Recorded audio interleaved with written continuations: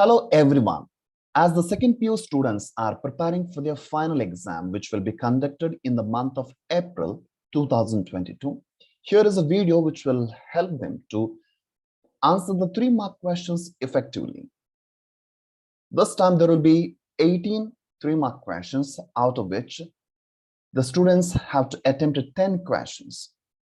I have given the list of chapters and the concept from which the questions could be asked. So the first question will be from relations and functions, and it is 100% question will be based on equivalence relation, either to prove it or to verify it. The next question will be from inverse trigonometric function, and most probably I feel it may be a question based on tan inverse of x plus tan inverse of y formula, or it could be minus also. Then we have the third question from matrices, and 100% I feel it will be a question from elementary row operation, where the students will have to find out the inverse of a matrix using these row operations. Next, the question is from determinants. This is for the first time they have been asking a 3-mark question from determinants, so I'm not very sure from which area they will ask, but most probably I feel it will be a question based on the properties of determinants, either to prove them or to verify it. So next question, we have actually 3 questions from differentiation. So the first question could be from implicit function. The next question is 100% from parametric form.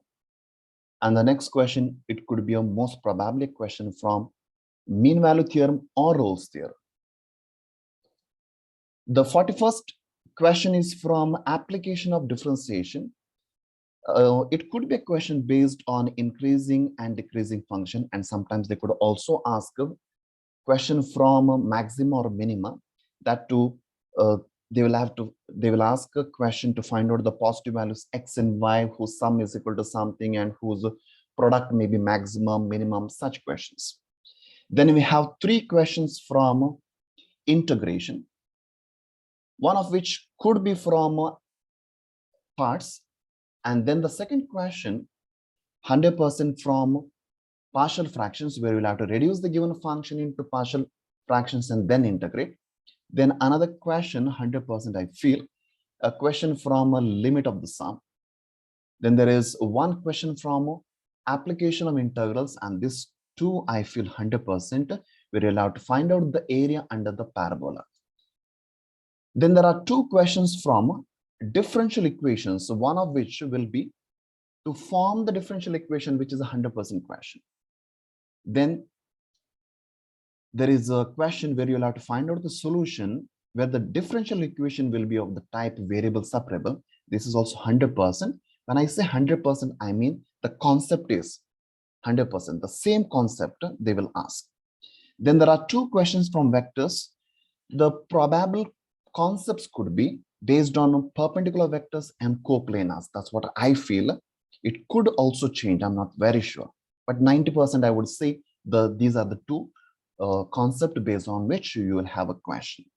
Then there is one question from 3D.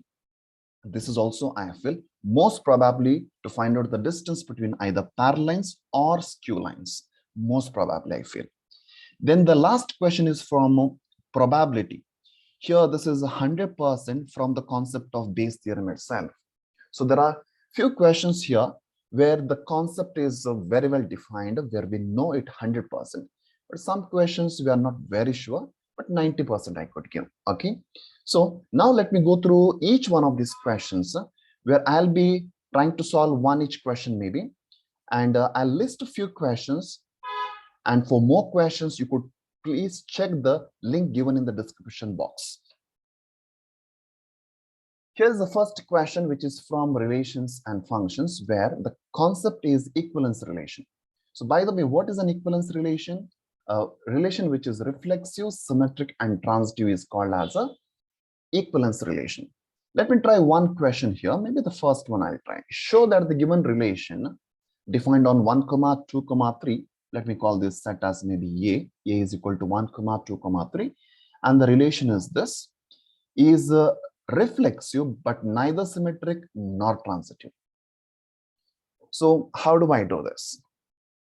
Whenever you say the relation is reflexive, then for every element in the given set A, let us say we have 1, 2, 3, then that means 1, 1, 2, 2, and 3, 3 must belong to the relation which is happening here. Therefore, the relation is reflexive. So how do I say that? So let me say for every A, smaller to A, belonging to the given set A, we have A, A belongs to the relation. Isn't it true? Yes, as we have 1, 1, 2, 2, and 3, 3. So we have A, A belongs to R. Therefore, R is reflexive. R is reflexive. Next, how do I show that the relation is not symmetric? Here we have 1, 2, but 2, 1 is missing. So I could just write it like this as here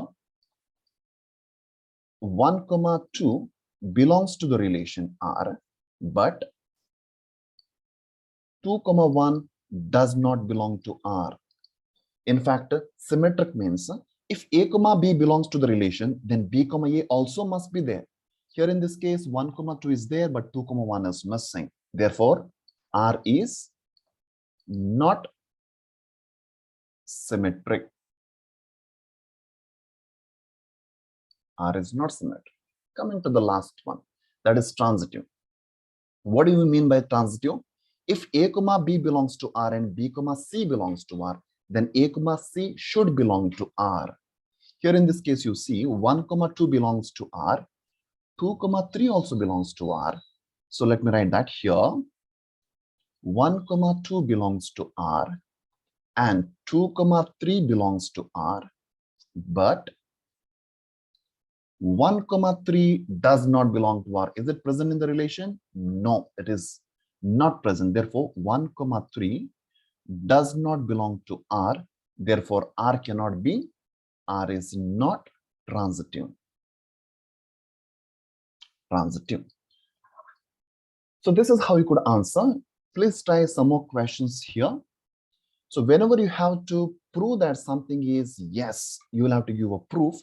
And whenever you want to say that it is not, you will have to just give an example like this, as I've given it in the case of symmetric and transitive. Let me move on to the next question. As I said, this will be a question from inverse trigonometry, and most probably I feel it will be a question based on these formulae. So let me try one question here. So maybe the first question, but I can't use the formula directly here as I'm having two here. So first I will have to simplify that part, that is 2 tan inverse of 1 by 2. It is actually equal to tan inverse of 2 into 1 by 2 divided by 1 minus 1 by 2 square, that is 1 by 4 it will be. Simplifying it further, I get tan inverse of, here 2 into 1 by 2 becomes 1 divided by, I have 4 minus 3, that 4 minus 1, that is 3 divided by 4, that 4 will go to the numerator. So we have tan inverse of 4 by 3. So this term is nothing but tan inverse of 4 by 3. So I could write it as the given question, tan inverse of 4 by 3 plus tan inverse of 1 by 7, which is equal to, I'm using the first formula, it is equal to tan inverse of, as the formula says, 4 by 3 plus 1 by 7 whole divided by 1 minus 4 by 3 into 1 by 7. Further simplifying it, we have tan inverse of, it is 28 plus 3 whole divided by 21 minus 4. This will be equal to tan inverse of 31 divided by 17. Yes, this is what I was supposed to prove it. So in fact, in the exam, this part also you will have to show it. It is not a rough work I have done, since I do not have much space here. That's why I have done it in the side. Okay. Please try some more questions here. For more questions, please click on the link given in the description box. Move on to the third question, that is from matrices, where the question will be to find out the inverse of a matrix using elementary row operations. So let me try maybe the third question here. I don't have much space here. That's why I'm trying the third question, because the first question becomes a little lengthy, but the procedure is same. Okay, I'll explain the procedure so that you understand how to solve these questions. The first thing is that we should write A is equal to I into A, where A is nothing but the given matrix 1, 3, 2, 7 equal to I is the identity matrix, that's 1, 0, 0, 0, 1 into the matrix A. Now, what we need to do is here, first, we will have to use the element row operations to convert this into the first element into 1, which in this case, it is already 1. Whereas in the first problem, you see it is not 1. So you'll have to make it 1. How to make it 1? By dividing by the same number. So the whole row, you will have to divide by the same number. So it becomes 1. Next, you will have to make this element 0. Then we'll have to make the third, this element, that is 7, what you have as 1. And finally, this element 0. So you'll have to go it in the U shape, and first element 1, then 0, 1, 0. So this is the procedure where you'll have to solve it. So since the first element is already 1, I'm not going to do anything there. So let me try to make this element as 0. That is, the second row is going to be second row minus, if I just write the first row, from the second row, if I remove the first row, will it become 0? No, I will have to remove the first row 2 times. So now what happens, you see? So the matrix becomes, the first row will remain as it is, but the second row becomes 0.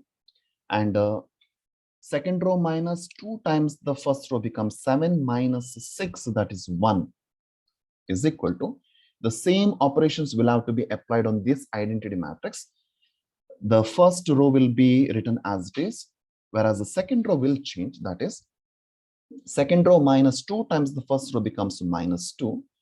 And second row minus 2 times the first row becomes 1 itself. Into A, we'll write as it is.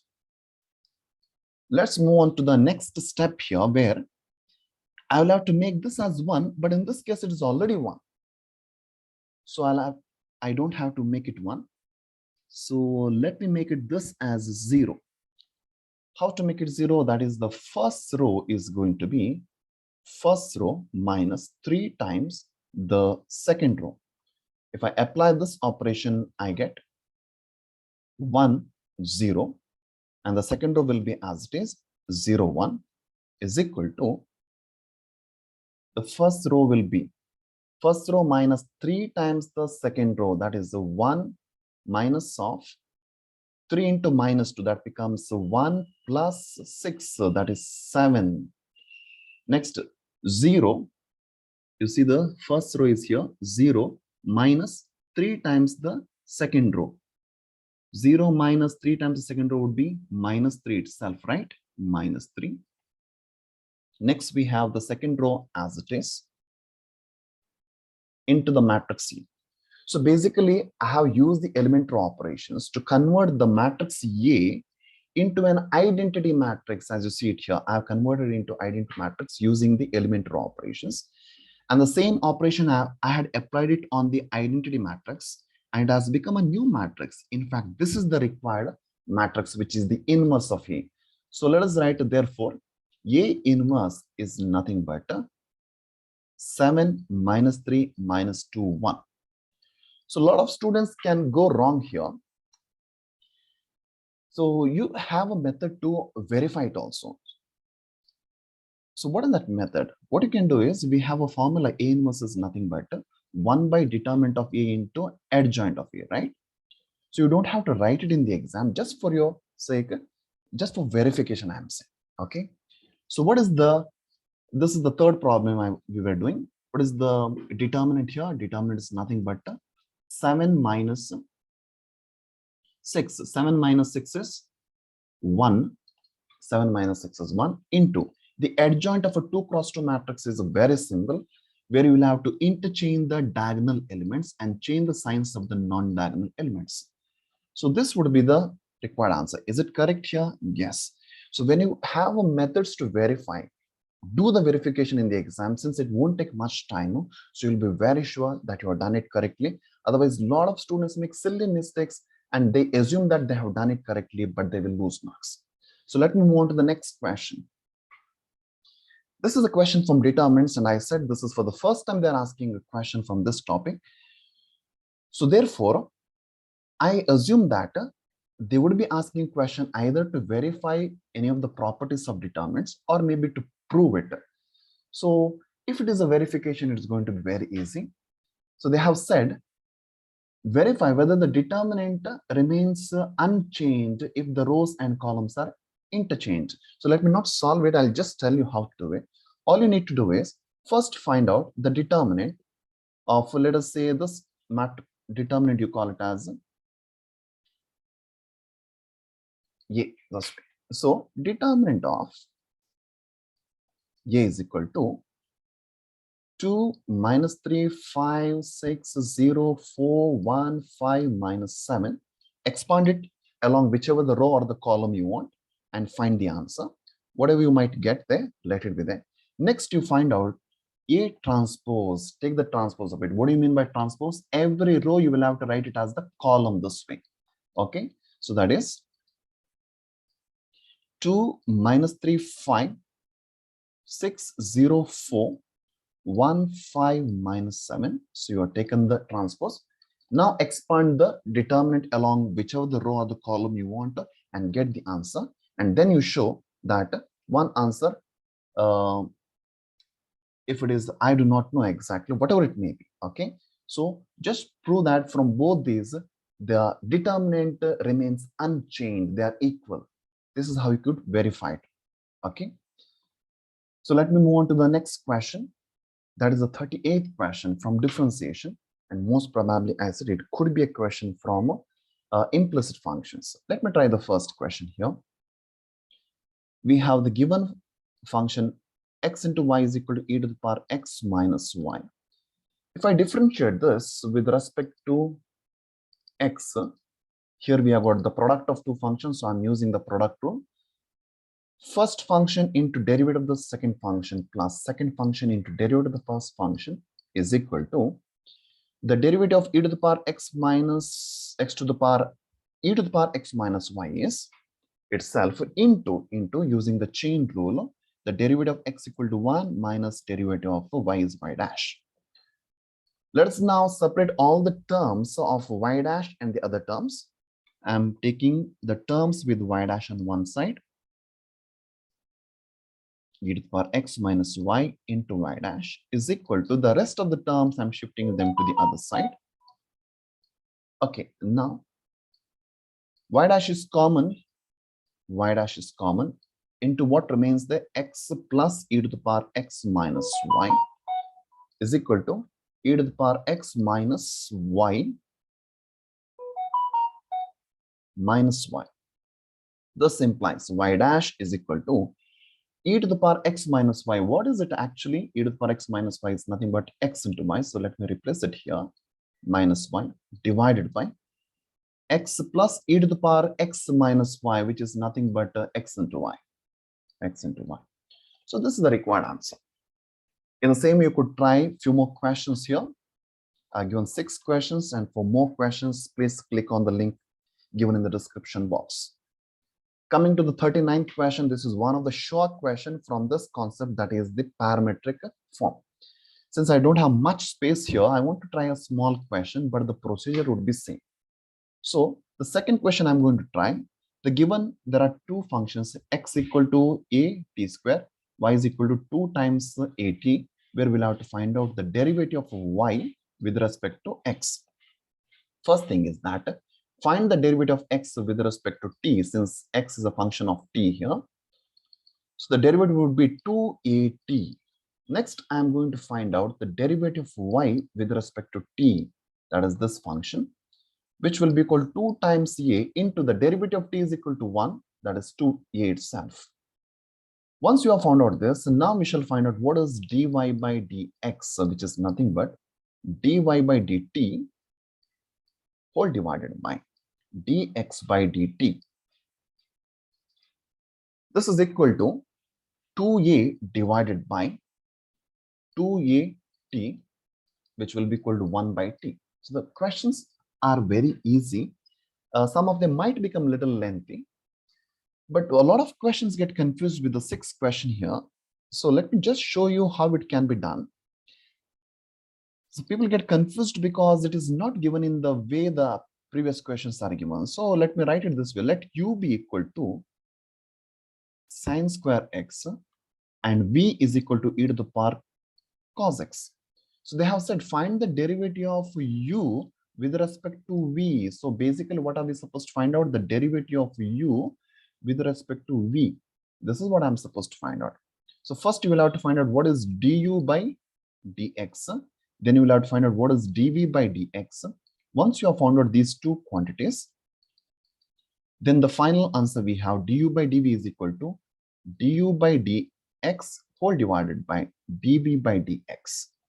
This is how you could solve it easily. Okay, so I leave it to you to complete this question.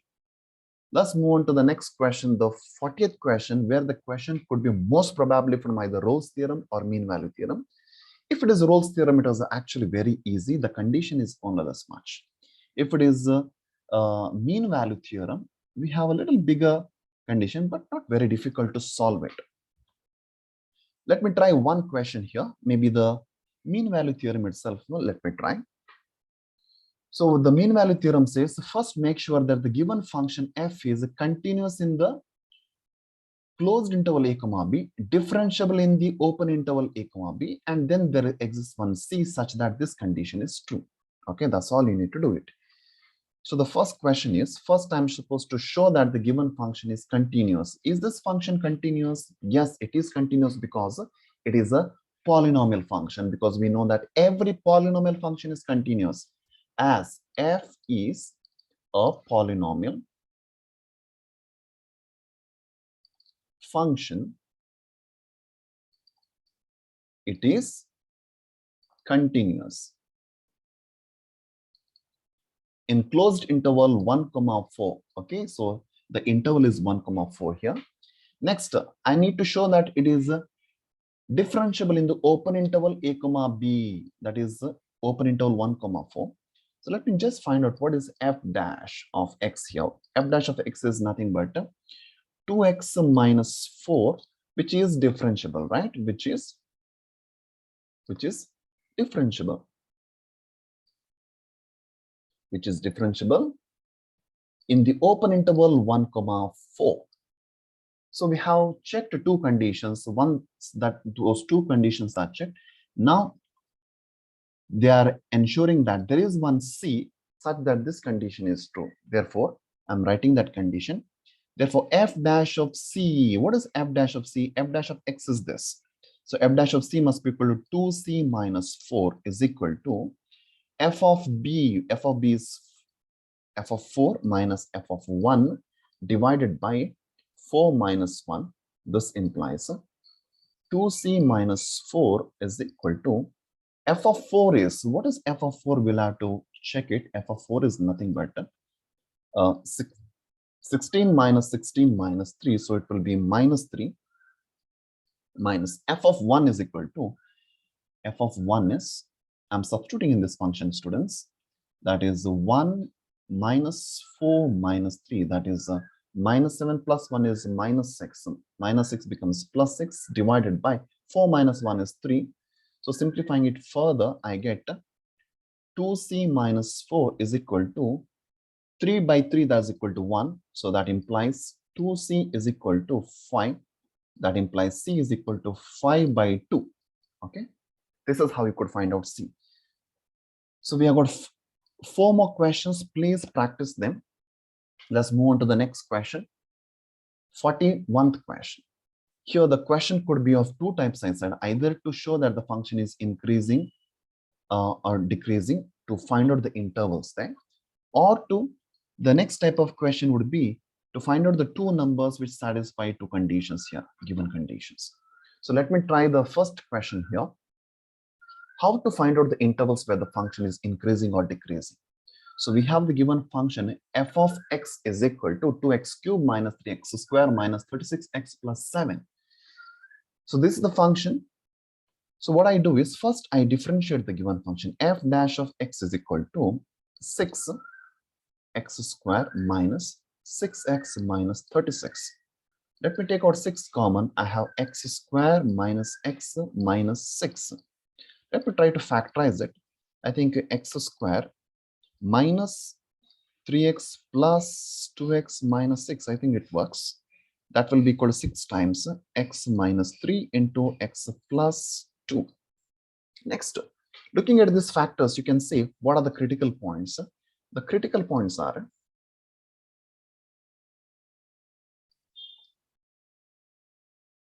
The critical points are 3 and minus 2. Maybe your teachers may have taught you just to equate it to 0 and then simplify and get the roots. The roots are the critical points. Or you can directly looking at the factors you can see. Now, I make use of a method called wavy curve method where I try to find out the intervals where the function becomes positive or negative. But you could use the same method what your teachers have taught. Maybe to take a point from the interval and substitute in the f dash of x and then check whether it is positive or negative. So basically, I want to know now in which interval the derivative is positive or negative. So according to this method, what I'm using, I write here plus, then minus here plus. So easily I get the signs. So the derivative is positive in the interval minus infinity to minus 2 and then from 3 to plus infinity. Therefore, I can say the function f is strictly increasing. I'm not having much space, students, therefore I'm using symbols, but in the exam you don't use the symbols. F is strictly increasing in which interval? Minus infinity to minus 2 open interval union 3 to infinity. So since it is strictly increasing, please don't include minus 2 and 3 because at minus 2 and 3 the derivative becomes 0. It is not positive. Next, f of x is strictly decreasing in the interval minus 2 to 3. This is how we could answer. By the way, students, whenever the derivative is positive, the function is increasing, and whenever the derivative is negative, function is decreasing. In fact, that's one of the theorem. Using that theorem, I am writing this as since the derivative is positive in the two intervals, these two intervals, I'm saying function is increasing here. And since the derivative is negative in this interval, the function is decreasing. So let me move on to the next question. That is from integration. So most probably, I'm guessing that it could be a question from integration of parts, most probably using this formula.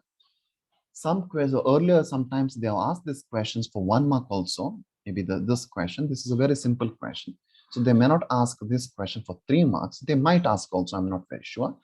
But there are some questions which are a little lengthy, which could be asked for 3 marks here. So let me try the first question. Here, the integral of e power x into x divided by x plus 1 whole square with respect to x. So what should be done? Whenever you find out e power x into something, think of this formula. Not that every time it might work, but very often you should check whether you can express the other function as a sum of f of x and f dash of x. Okay, leaving e power x outside there.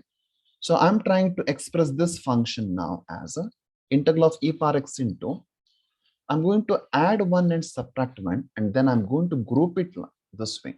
That is x plus 1 divided by x plus 1 whole square minus 1 divided by x plus 1 whole square with respect to x.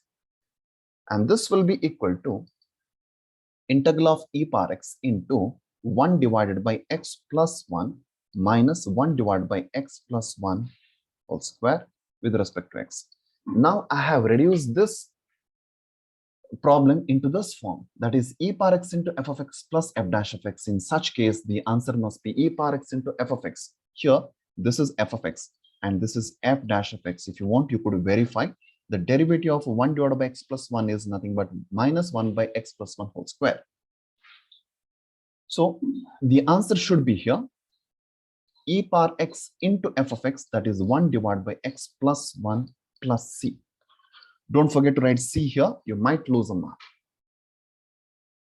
Let me move on to the next question. This question I said 100% will be from reducing into partial fractions. Let me try the first question. Here, the first thing what you should be doing is make sure that the given expression is a proper fraction. That means the degree of the numerator must be less than the degree of the denominator. Here in this case, the degree of the denominator is 2 and the degree of the numerator is 0. Here the degree of the numerator is 1, whereas the degree of the denominator is 2. So this is also a proper fraction. So usually they will be a proper fraction. They may not give us very complicated questions. So let me try the first question. Here, the first thing that you should be doing is you split the terms this way: a divided by x plus 1 plus b divided by x plus 2 with respect to x. Here, first thing is that we'll have to find out what is a and what is b. In order to find out the value of a, what we should be doing is, and this is a small trick I'm teaching you. So for which value of x the denominator becomes 0 here? That is for minus 1, right? So minus 1 you substitute in this function. So if you substitute minus 1 here, definitely this term becomes 0. So ignore that one part. That one part you ignore, the whichever the part becomes 0. And the remaining term you consider, and you will have 1 divided by 1, which will be equal to 1 itself. So a is nothing but 1 divided by x plus 1 plus. How to find out b? In order to find out b, you just check for which value of x the denominator becomes 0, that is minus 2. So you substitute to minus 2 here. Minus 2, if you substitute in the place of x, minus 2 here, this part becomes 0. So ignore that part. The rest of it you consider, you will have 1 divided by minus 1, that is equal to minus 1 itself, divided by x plus 2 with respect to x. So this is equal to, now we can integrate it easily, that is log of mod x plus 1 minus log of mod x plus 2 plus c. So further I can simplify this as log of mod x plus 1 divided by x plus 2 plus c. The last step is actually, even if you do not write, doesn't matter. Till here you should be writing it definitely, because the integration will be over there. And don't forget to write c here. Let me move on to the next question. The 44th question from integration itself. But here, many students might find it difficult because this is the formula we'll have to use since it is the limit of the sum. Don't directly integrate. A lot of students directly integrate it and show. Directly integrating would be very easy and you will get 0 marks for it. So you have to use the limit of the sum. So this is the formula here. Looks a little complicated, looks a little lengthy. I'm not sure how many of you are going to attempt it. But for those who are interested or those who find it easy, let me try the first question here. In the same, you could try the remaining question. We have, first of all, what is f of x? We shall identify. In this problem, f of x is nothing but e power x. What is the lower limit? A is equal to 0 and the upper limit is equal to, that is b is equal to 2. Then we have something called h here. H is actually the width of each interval. I don't want to go into the details of it. So it is nothing but b minus a divided by n. Okay. So that implies h must be equal to 2 minus 0 by n, that is 2 by n. Further, you can write this as nh is equal to 2. Keep this here. Okay. We might need it later on. So now coming to the integral of e power x with respect to x from 0 to 2 using the limit of a sum, we have the formula as limit, okay, limit h tending to 0, h into f of a. What is f of a? F of x equal to e power x. F of a will be equal to what? We have a is nothing but 0. isn't it? A is nothing but 0. It will be e to the power 0. Next, plus e to the power h plus e to the power 2h plus etc. up to the last term would be e to the power n minus 1 into h. This is equal to limit h tending to 0, h into. So this expression what we are having is actually a GP. So the sum of n terms of a GP is given by the first term, that is 1, e to the power 0 is 1 into r to the power, r is the ratio. I'm talking about this formula, students, Sn equal to a into r to the power n minus 1 divided by r minus 1. This is the formula that is used to find the sum of n number of terms of a GP, where a is the first term of GP, r is the common ratio. This was in the first year. If you have forgotten, please go through it. Okay. So we have first term into the ratio is e to the power h to the power n minus 1 divided by e to the power h minus 1. This is equal to limit h tending to 0, e to the power h into n is nothing but 2, it is given here, right? So I'm writing it as e square minus 1 divided by e to the power h minus 1, and this h what you see here, I'm shifting it here. Okay. Now let us apply the limit. The numerator remains as it is, that is e square minus 1 divided by e power h minus 1 divided by h, as h tends to 0 must be equal to 1. So the required answer is e square minus 1. So in the same way, you could try this. If the lower limit happens to be other than 0, it might become little complex.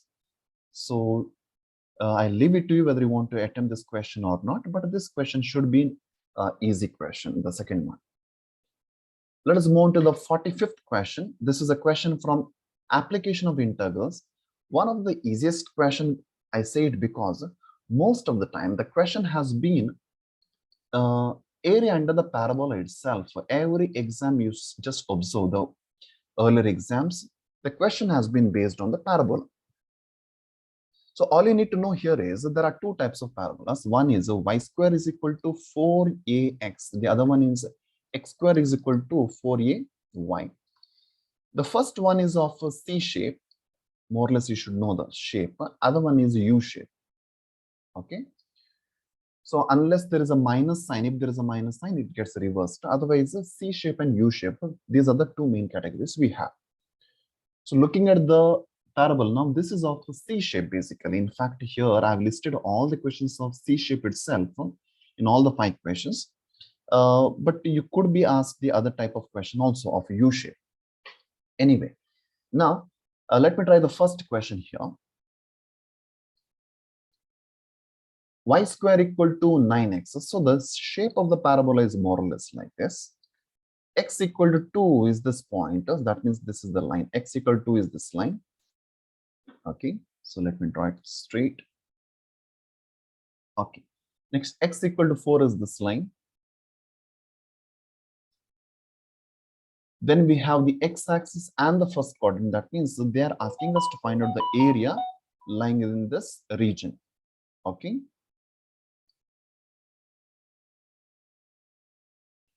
So two things you need to remember here. The first thing is that if you are integrating along the x-axis, okay, that is, how do you come to know? That is by looking at the limits. Since the limits are along the x-axis, that is from 2 to 4, you could decide that you will integrate it along the x-axis.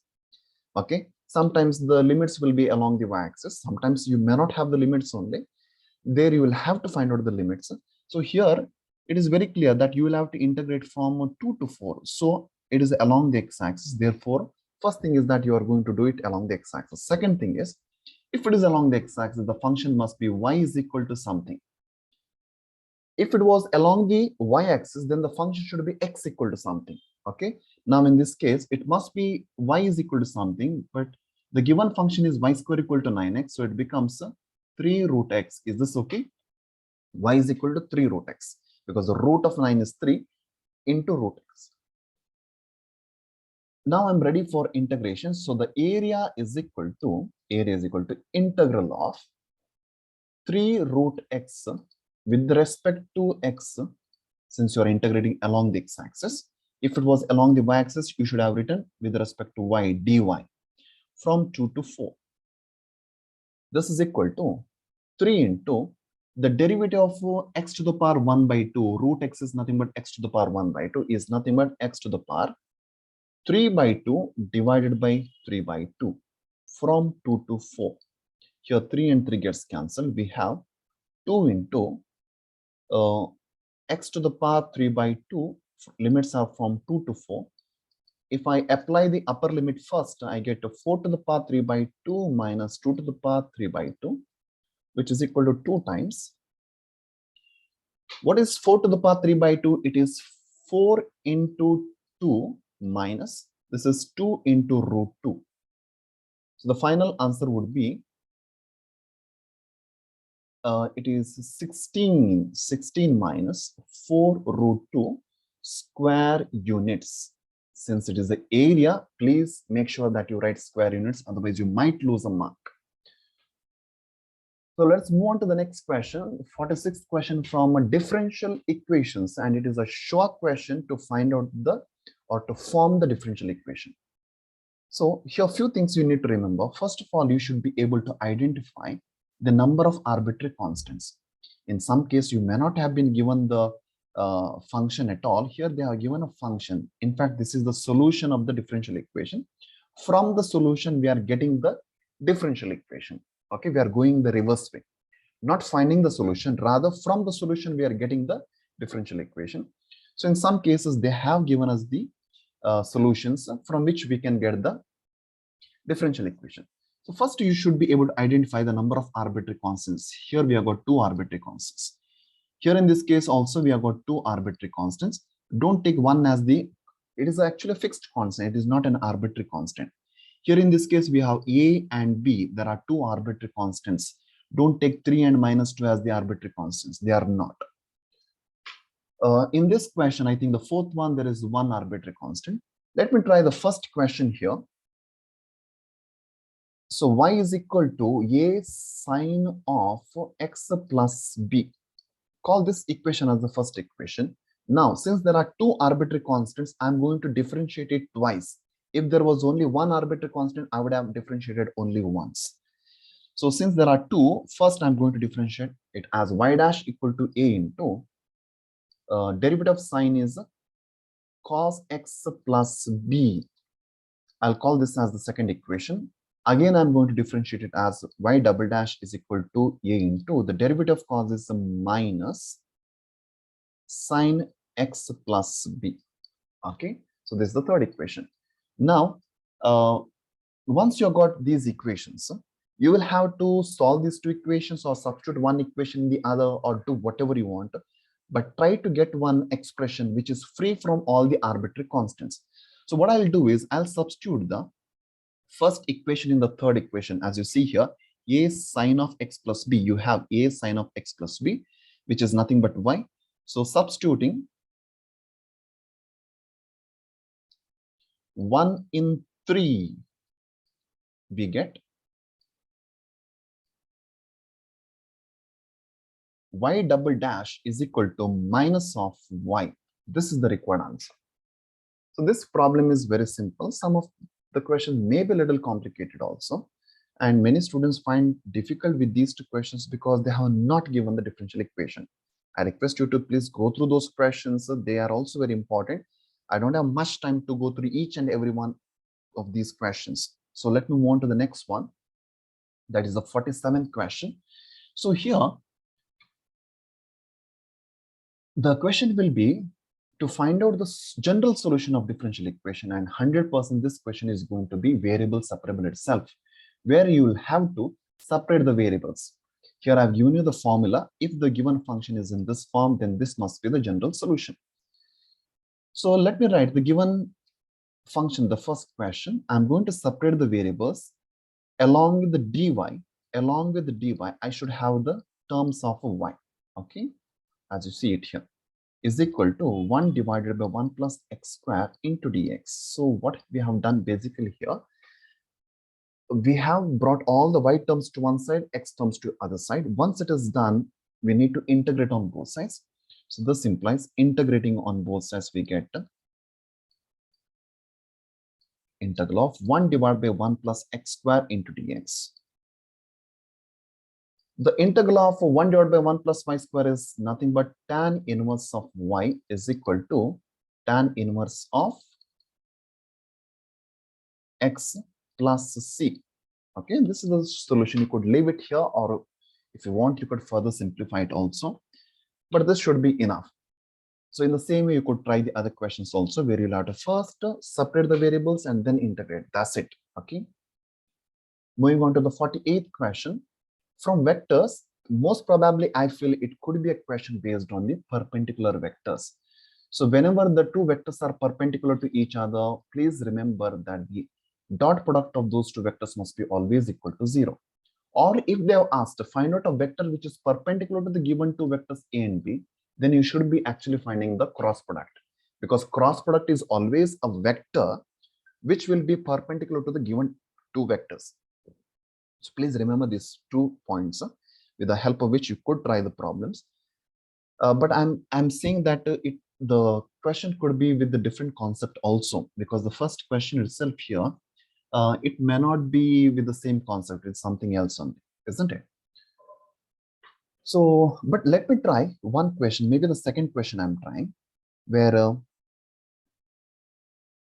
you will have to show that these two vectors, a plus b and a minus b, are perpendicular to each other. So what is, first let us find out what is a plus b. A plus b is, we'll have to add these two vectors, that is a 6i cap plus 2j cap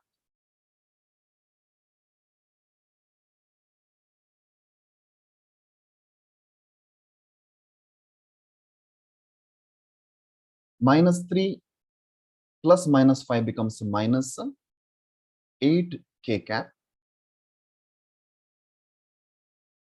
Then a minus b would be, vector a minus vector b would be, we'll have to subtract 5 minus 1 becomes 4i cap, minus 1 j cap minus 3 j cap would be minus 4 j cap. Then we have minus 3, minus of minus 5 becomes plus 5, that is plus 2k cap. So once we have got what is a plus b and a minus b, to show that the vectors are perpendicular to each other, all we need to do is find out the dot product, that is vector a plus b dot vector a minus b. It is equal to, finding the dot product is very easy. Just multiply these two first. 6 into 4 is 24. 2 into minus 4 is minus 8. Minus 8 into 2 is minus 16, which is equal to 24 minus 24, which is equal to 0. As the dot product is equal to 0, this implies vector a plus b and vector a minus b are perpendicular to each other. Okay, this is how we could do that. So even the third question is very important question, where you will have to find out the value of lambda given that the vectors are perpendicular. That means the dot product of this vector and the vector c must be equal to 0. So equate it to 0 and simplify, you get the value of lambda. Let us move on to the 49th question. Here, this question is again from vectors, but most probably I feel it will be a question from coplanars. So what do we mean when we say the vectors are coplanar? That means they are either on the same plane or on the parallel planes. So how do I verify it? If the scalar triple product is equal to 0, then the given three vectors are coplanar. So how do I check it? Should you first find out the cross product and then go for the dot product? Need not be. What you can do is, the evaluation is very simple. First write the scalar components of the first vector a, then scalar components of second vector, then scalar components of third vector, and if it happens to be 0, the determinant of it. If the determinant is equal to 0, that means they are coplanar. Okay, so now the second question you see here, they have given us three vectors a, b, and c. So let me try this. Here they have already told us that the vectors are coplanar, but I need to find out the value of lambda. That means the scalar triple product must be equal to 0. I should equate it to 0 and then simplify. So we have determinant of -4, -6, minus lambda, -1, 4, 3. I'm writing the scalar components of each one of these vectors and equating it to 0.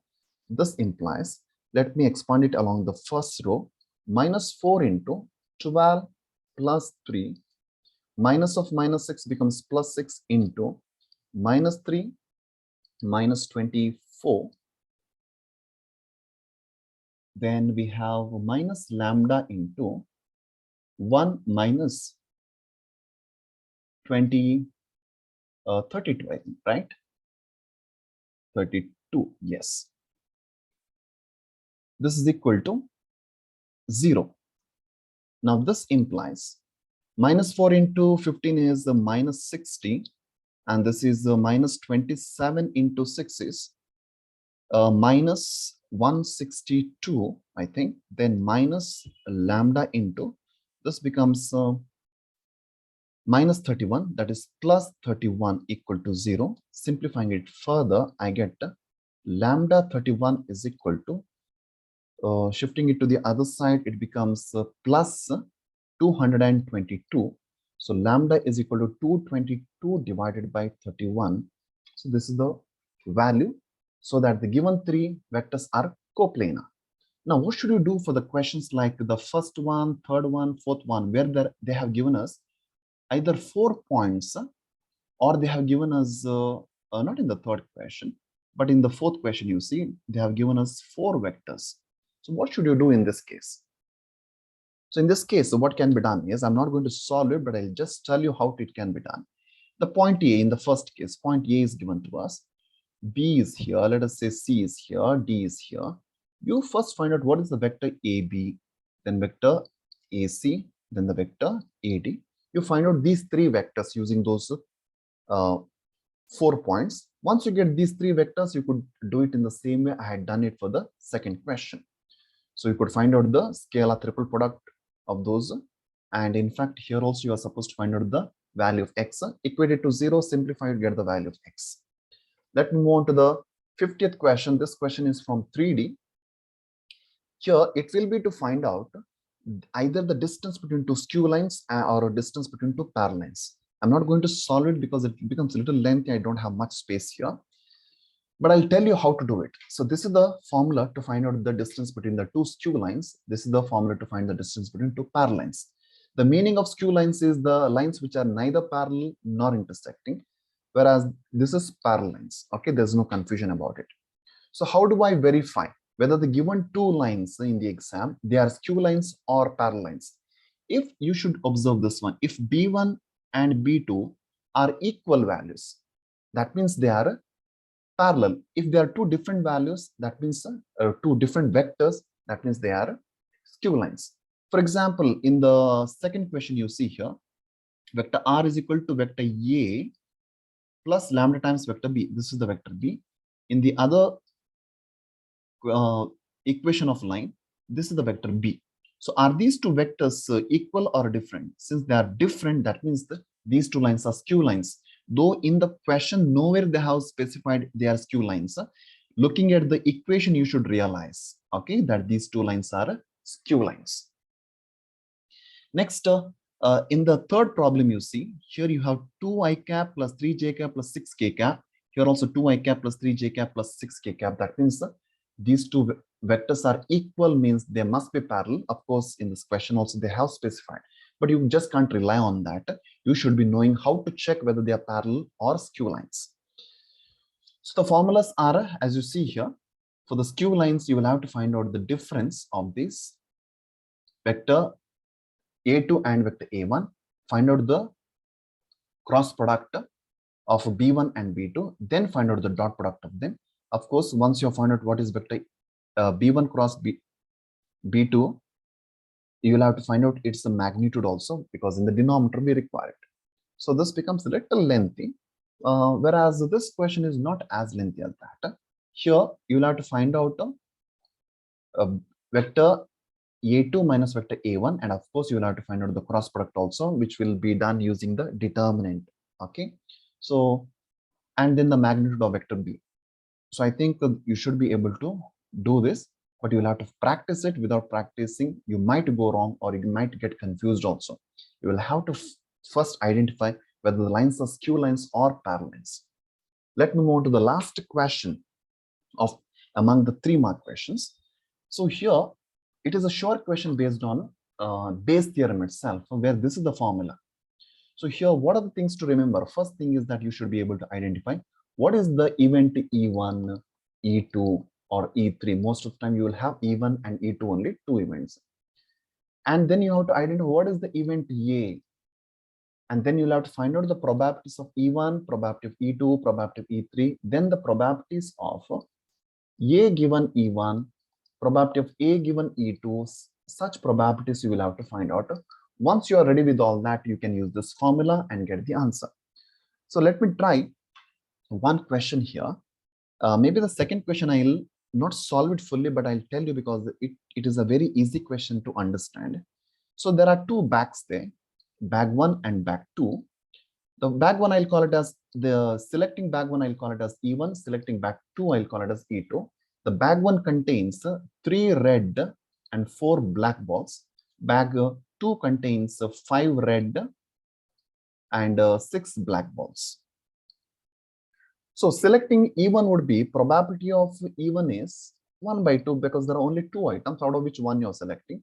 Probability of E2 is also equal to 1 by 2 itself because 50% of chances you have selecting either E1 or E2. Next, what should be the event A? Usually they say it is found that something has already happened. So it is found that the ball is red because they have selected one ball from one of the bags and it is found to be red, right? So this event you have to usually take it as the event A. For example, in this question, the next question, a person chooses a box at random and takes out a coin, and if the coin is gold, you see, if the coin is found to be gold, this should be taken as A here in this case. So A is, we have come to know it is this. The ball is found to be red.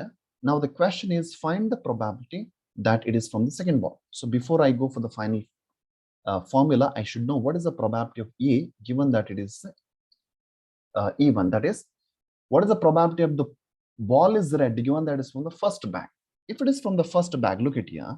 What is the probability that is a red ball? It must be 3 by 7, right? Because there are 3 red balls out of the total 7 balls. Probability of A given that it's from the second bag. A is being the red ball given that it's from the second bag. So out of the 11 balls, there are 5 red balls. So this should be the probability. Then you could use this formula and get the answer. Okay, the formula, if you want, I'll write the formula, but I won't do the whole question. You are asked to find out what should be the probability that the ball is taken from the second bag, that is E2, given that the ball is already red, is equal to probability of E2 into probability of A given E2 whole divided by probability of E1 into probability of A given E1 plus probability of E2 into probability of A given E2. Substitute all the values and get the answer. You could use your calculators also and get the answer quickly. Let me try the first question, because a lot of students find it confusing and many times they have asked this question. A man is known to speak truth 3 out of 4 times. He throws a die and reports that it is a 6. Find the probability that it is actually a 6. So people find difficult. What should be E1? What should be E2? What should be the event A? So everything is confusing here. So first you should be remembering whenever this kind of question is asked, the man is throwing a die and he is going to get the possible outcomes are 1, 2, 3, 4, 5, 6, right? So even I'll take it as 1, 2, 3, 4, 5 because he's reporting that it is a 6, right? So that I'll take it as 6 as I'll take it as E2. Now, what is the probability of E1? Probability of E1 is 5 out of 6. Probability of E2 is equal to 1 out of 6, right? Yes. Next, what should be the event A? The event A is that he's reporting it is a 6, right? So this one I'll take it as A. Okay. Once you know what is A, you should find out what is the probability of A given E1. That means probability that he reports it is 6, given that he has actually got E1. E1 means 1, 2, 3, 4, 5.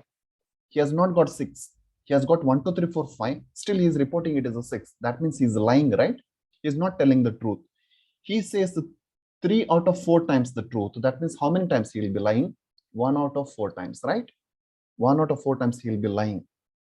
What is the probability that he reports it is a 6, given that he has actually got a 6? E2 means he has got 6. That is 3 out of 4 times he is saying the truth. Here he is saying the truth, whereas here he is saying saying a lie. Now, once we know all these values, I'm going to find out what is the probability that it is actually a 6. That means probability of E2, given that he's reporting that it is 6. That is probability of E2 into probability of A given E2 divided by probability of E1 into probability of A given E1 plus probability of E2 into probability of A given E2. Okay. Yes. Now this is equal to probability of E1 is nothing but 5 by, sorry, probability of E2 it is. Probability of E2 is 1 by 6 into probability of A given E2 is 3 by 4 whole divided by probability of E1, it is equal to 5 by 6 into probability of A given E1 is 1 by 4 plus probability of E2 is 1 by 6 into 3 by 4. Yes. Here, this will be equal to 3 divided by 5 plus 3, which is equal to 3 by 8. 3 by 8 is the final answer. Okay. So, yes. So, that's all for now about the 3-mark questions. Let us meet in the next video, which will be about the 5-mark questions. Until then, take care, students. Wish you all the best for your final exam. Thank you.